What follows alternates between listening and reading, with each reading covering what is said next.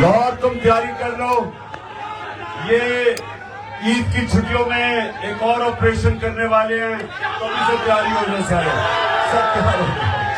اچھا جی دوسرا،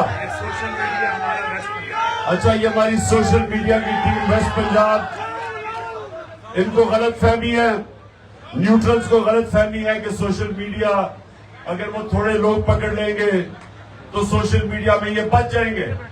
کوئی بچ نہیں سکتا کیونکہ سوشل میڈیا عوام کی آواز ہے۔ اور بہاری جی، بہاری شاباش، اور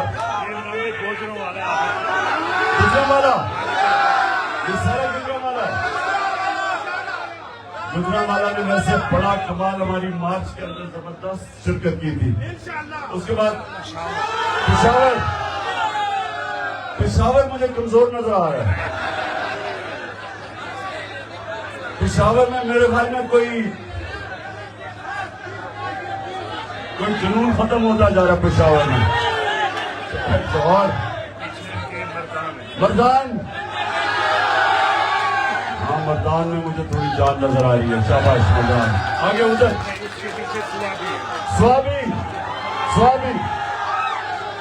جی، سوابی چنیوٹ کے لوگ، چنیوٹ اوکے چنیوٹ، ان کے پیچھے پنڈی ہے، پنڈی۔ ویسے پنڈی ابھی تک آپ کی پرفارمنس ہو نہیں جو میں چاہتا ہوں۔ تیاری کر لو، ان کی چھٹیوں میں آپریشن کے لیے میں چیک کروں گا کس میں کتنی جان ہے۔ اٹک، شاباش اٹک، شاباش۔ اچھا جی، آپ اپنی بات شروع کرنے سے پہلے سوابی ہو گیا، ڈاکٹر ہو گیا سوابی، بیٹھ جاؤ۔ اچھا، میں ایک نوجوان کو بلانا چاہتا ہوں، ایک نوجوان کو بلانا چاہتا ہوں جس کا نام ہے ابتسام۔ ابتسام ادھر آ جاؤ۔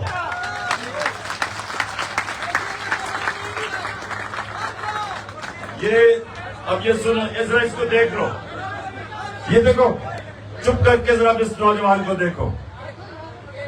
اگر یہ وہ جو مجھے قتل کرنے کے لیے جس کو تیار کیا تھا، جو نوید جس کو تیار کیا گیا تھا مجھے قتل کرنے کے لیے، اور دو اور بیٹھے ہوئے تھے بندوقوں والے، اگر یہ ابتسام اس کے اوپر آخری منٹ پہ ہاتھ نہ رکھتا، اس کی ہاتھ کے اوپر جب اس نے پستول پکڑی ہوئی تھی، تو جو گولیاں اس کی وجہ سے ٹانگ پہ لگی وہ سارے اوپر جسم پہ لگنی تھی۔ تو اس آدمی نے میری جان بچائی ہے، میری نہیں، اور بھی جتنے سنو اور بھی جتنے اوپر کنٹینر میں 11 لوگوں کو گولیاں لگی، ساروں کو نیچے گولیاں لگی کیونکہ اس کی ہاتھ کی وجہ سے اس کی بندوق نیچے گئی اور گولیاں ہم سب کے نیچے لگی۔ نہیں تو اللہ کو کیا منظور تھا، لیکن اللہ نے اس کے ہاتھ سے ہماری جانیں بچانی تھی۔ تو میں آج ابتسام تمہیں وہ شخص سمجھتا ہوں۔ دیکھیں، دنیا میں جب بھی عام اس طرح کے حالات کے اندر کوئی بندوق نکالتا ہے تو لوگ بھاگ جاتے ہیں۔ آپ کہیں بھی دیکھ لیں، لوگ اپنی جان بچاتے ہیں کیونکہ لوگ نہاتے ہوتے ہیں، تو بندوق جس کے ہاتھ میں ہوتی ہے لوگ ڈرتے ہیں۔ تو یہ نوجوان نے بندوق دیکھتے ہوئے جو اس نے کیا ہے، یہ میں تو اس کو ہمیشہ یاد رکھوں گا اور اس کو قوم کو بھی ہمیشہ یاد رکھوں گا۔ اچھا جی، آپ بیٹھیں۔ اچھا جی، میں نے آپ کو اس رمضان کے جو ایک ایسا وقت ہوتا ہے، عبادت کا وقت ہوتا ہے، اس کا مقصد کیا ہوتا ہے عبادت کا؟ اللہ سے قریب ہونا۔ اللہ کیوں ہمیں کہتا ہے 5 وقت نماز پڑھو؟ کیونکہ اللہ چاہتا ہے کہ سارا وقت یاد رکھو کہ سب کچھ دنیا میں اس کی وجہ سے ہوتا ہے، اس کی اجازت کے بغیر کچھ نہیں ہو سکتا، ساری چیزیں اس کی مرضی سے ہوتی ہیں۔ تو جتنا آپ اللہ سے اپنا رشتہ قریب کرتے ہیں، یہ نوجوانوں میری بات سن لو، اتنی آپ کی زندگی آسان ہوتی ہے۔ ہمیں یہ بڑی غلط فہمی ہوتی ہے کہ اللہ کی مرضی کے بغیر کچھ ہو سکتا ہے. یہ جو تکبر ہے اس کو اللہ سب سے بری انسان کی صلاحیت سمجھتا ہے, کیونکہ تکبر کا مطلب یہ ہوتا ہے کہ آپ اگر جیتتے ہیں تو آپ سمجھتے ہیں میں جیتا ہوں. آپ اللہ کی مرضی کے بغیر نہیں جیت سکتے. میں کھیلوں کی گراؤنڈوں میں دنیا کی ٹاپ کھلاڑیوں کے خلاف 20 سال اپنی زندگی میں کھیلا, اور جتنا میں کھیلتا گیا مجھے اس چیز کا احساس ہونا شروع ہو گیا کہ انسان جتنی محنت بھی کرے, جتنی کوشش بھی کرے,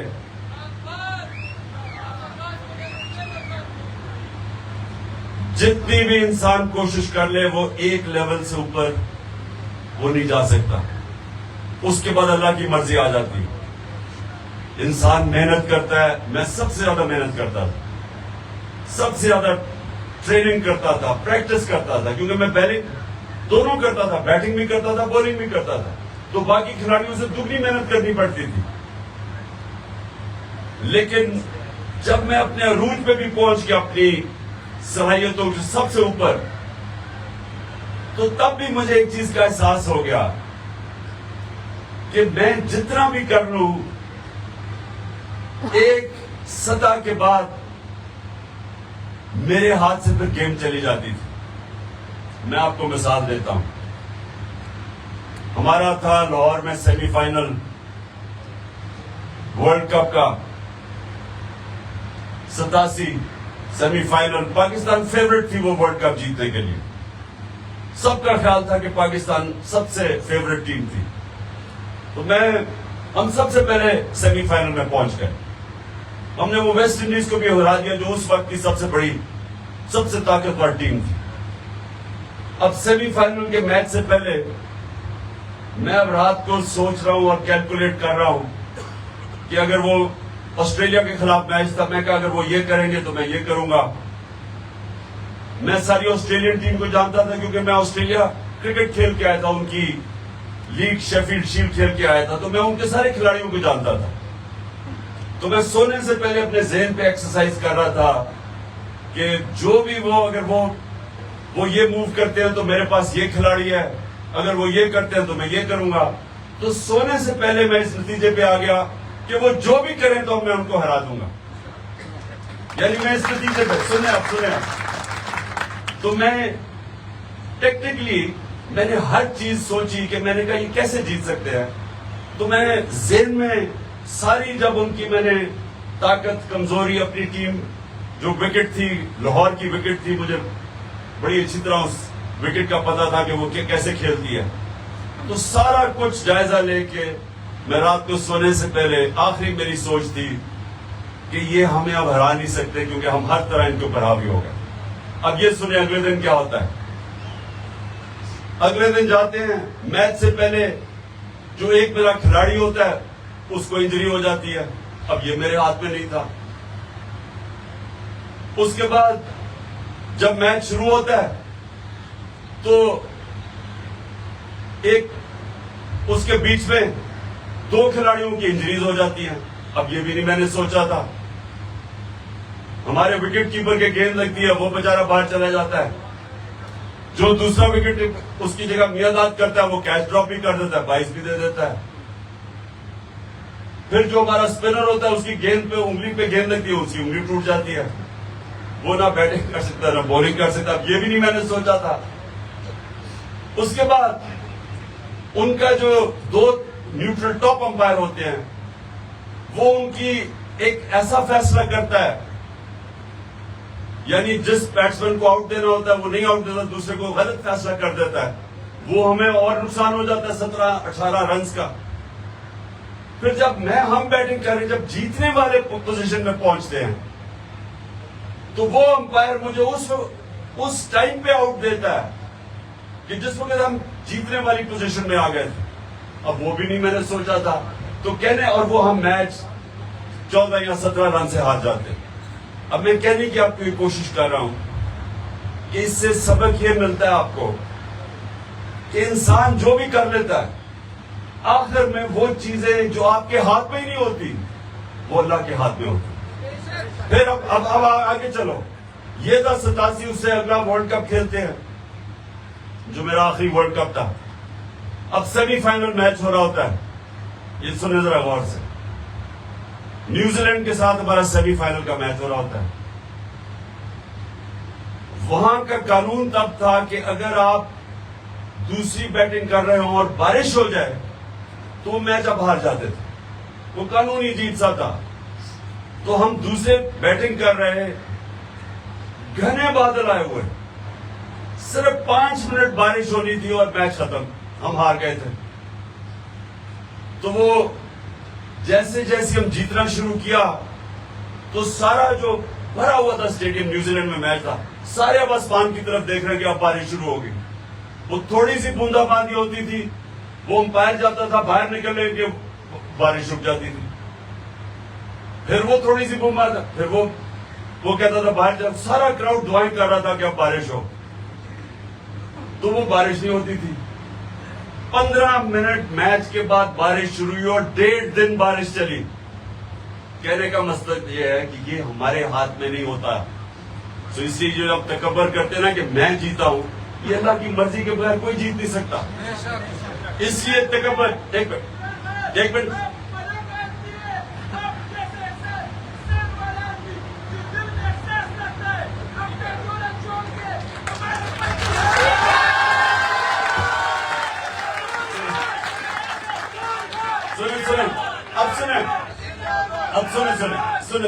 اب سنیں. دیکھیں, اب سارے کہتے ہیں کہ جناب ساری جماعتیں آپ کے خلاف ہیں, آج الیکشن کمیشن آپ کے خلاف ہے, اور جو نیوٹرل ہے وہ بھی آپ کے خلاف ہے, نیوٹرل نہیں ہے. سب یہ کہہ رہے ہیں کہ جناب انہوں نے الیکشن میں دھاندلی بھی کرنی ہے, انہوں نے آپ کو جیتنے بھی دینا, اور پکڑ دکڑ ہو رہی ہے اس وقت. جو تحریک انصاف کا کوئی سامنے آتا ہے اس کو پکڑ کے جیل میں ڈال دیتے ہیں. 3000 ہمارے 3000 کارکنوں کو جیلوں میں ڈال دیا. خوف پھیلایا ہوا ہے کہ ابھی جناب یہ عید کے اوپر عمران کے گھر کی چھٹیوں پہ یا حملہ پھر سے کرنے والے ہیں. وہ سنیں اور میں کچھ اور اب اور اوپر سے سنیں تو صحیح,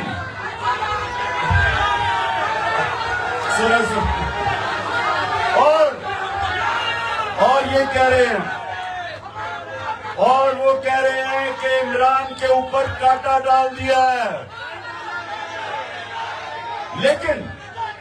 لیکن یہ سب وہ لوگ ہیں جن کو یہ نہیں پتا کہ اوپر سب سے بڑی سپر پاور بیٹھی ہوئی ہے.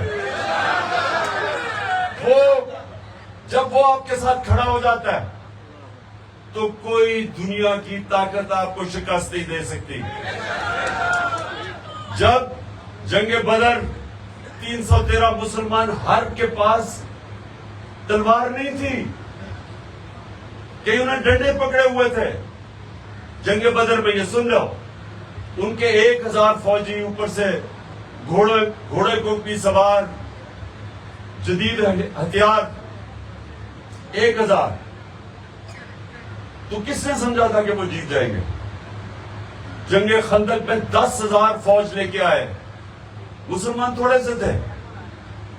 اور جیسے مسلمان اللہ نے ان کو وہاں سے بچایا ایک آندھ, تو وہ بھی یہ سمجھ رہے تھے مکہ کے قریش کی اب یہ ہرا دیں گے ہم ان کو.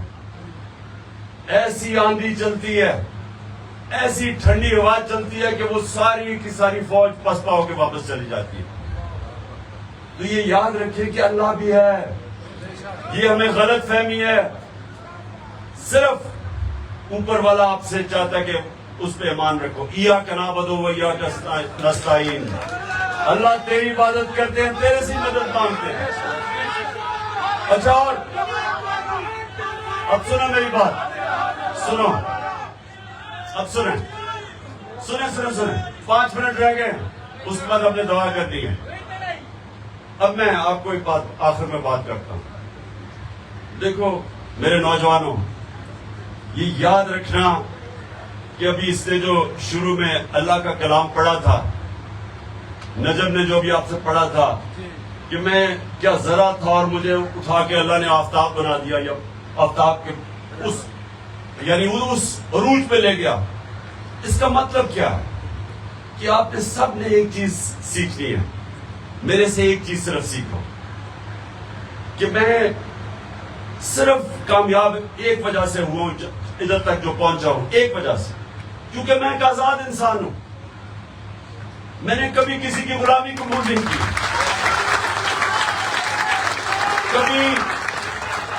کبھی سنیں میں نے ایمان سنیں میں نے لا الہ الا اللہ میرے دل میں جب آ گیا تو میں نے کبھی کسی کو یہ نہیں سمجھا کہ اس کے سامنے میں جھکوں گا یا اس اپنے ضمیر کا سودا کروں گا. یہ یاد رکھیں, جب آپ اپنے ضمیر کا سودا کرتے ہیں پیسے سے یا خوف کی وجہ سے تو آپ لا الہ الا اللہ کے خلاف جاتے ہیں. اللہ الحق ہے. جب آپ رائے حق سے اترتے ہیں تو آپ اپنا ضمیر کا سودا کرتے ہیں, آپ شرک کرتے ہیں. میری نظر میں آپ شرک کرتے ہیں اور وہ انسان کو چھوٹا انسان بنا دیتا ہے. بس ابھی 2 منٹ رہ گئے. جب آپ اس کا مطلب سمجھ جائیں لا الہ الا اللہ کا, یہ ایک فلسفہ ہے جس نے وہ مدینہ کے ان لوگوں کو, عربوں کو جن کی حیثیت کوئی نہیں تھی, ان کو انہوں نے نبی صلی اللہ علیہ وسلم نے آزاد کر کے دنیا کی امامت کروائی. یہ تاریخ کا حصہ ہے کہ 2 سپر پاورز چند سالوں کے اندر ان کے سامنے گھٹنے ٹیک گئی. کیونکہ پاور ہے لا الہ الا اللہ میں, آپ نے سمجھنا ہے. ہم لا الہ الا اللہ پڑھتے ہیں اور لوگوں کے سامنے جھک جاتے ہیں. ہمیں سمجھ ہی نہیں ہے کہ اس کے اندر سارا فلسفہ ہے. اور ایاک نعبد و ایاک نستعین وہ ایک اور طریقہ لا الہ الا اللہ کہنے کا. اللہ صرف تیری عبادت کرتا ہوں اور صرف تیرے سے مدد مانگتا ہوں, کسی کے سامنے ہاتھ نہیں پھیلاتا. تو یہ میں نے صرف آپ کو سنا, میں ختم کر دوں. سنیں میری بات. ابھی اذان ہونے والی ہے تو ہم نے دعا مانگنی ہے اللہ سے, جو میں ہمیشہ میری پاکستان کی یہ دعا وہ آپ نے سب نے مانگنی ہے.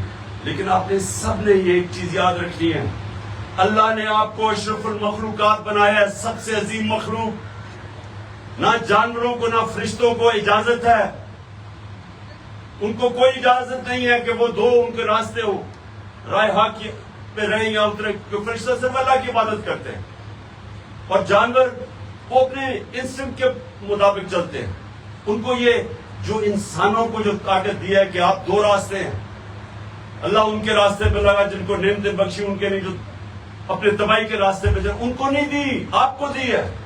اس کا مطلب آپ کو اللہ نے وہ موقع دیا ہے کہ آپ آسمان پہ بھی جا سکتے ہیں اور چونٹیوں کی طرح زمین پہ بھی پھر سکتے ہیں. یہ آپ کے اوپر ہے. اور اوپر جانے کا راز, اوپر کی پرواز کا راز ہے لا الہ الا اللہ. اور نبی صلی اللہ علیہ وسلم جب ہم کہتے ہیں محمد رسول اللہ تو ہم یہ کہتے ہیں کہ ہم ان کے راستے پہ چلیں گے. ان کا راستہ ہے آپ کی عظمت کا راستہ.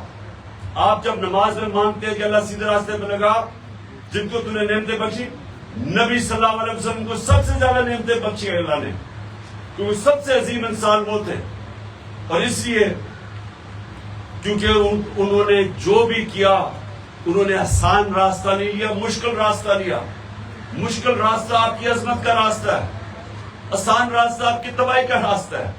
آپ کچھ بھی نہ کریں, بستر میں لیٹ جائیں, کھانا پیئر کھائیں تو آپ مر جاتے ہیں, آپ تباہ ہو جاتے ہیں. آپ آسان راستہ لیں. کیوں یہ بادشاہ تباہ ہوئی؟ بادشاہ کیوں تباہ ہوئی؟ کیونکہ بادشاہ کے جو بچے تھے وہ اتنی آرام میں پلے, اتنی آسان زندگیاں تھی کہ وہ آہستہ آہستہ ختم ہو گئے. جمہوریت کیوں آگے نکلی؟ کیونکہ میرٹ کے اوپر لیڈرشپ آتی تھی, یہاں خون کے اوپر آتی تھی. جس طرح آپ یہ باقی جماعتیں دیکھ رہے ہیں, ایک طرف صرف شریفی آ سکتے ہیں, دوسری طرف بھٹو اور زرداری آ سکتے ہیں, تیسری طرف ڈیزل کے بچے آ سکتے ہیں, چوتھی طرف تو یہ ادھر سے میلو آ سکتا ہے. اس کے بعد آپ کو پتا میلو کہ غفار خان کے بعد میلو آ سکتے ہیں. تو آپ کی پارٹی میں میرٹ آئے گی, جو آپ میں سے محنت کرے گا انشاءاللہ اوپر آئے گا. دعا کر لیں. کیا کہہ رہے ہو تم جلدی؟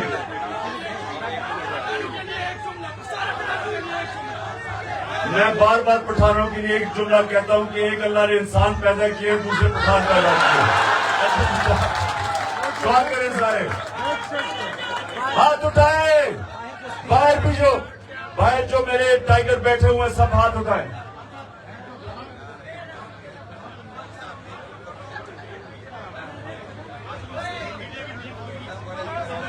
شاباش. سوشل میڈیا ادب میں ڈرنا نہیں ہے, کوئی خوف کسی سے نہ رکھنا, کوئی کچھ نہیں کر سکتا کسی کا. اچھا ڈر جانا, بیٹھ جاؤ. یہ کیا ہے؟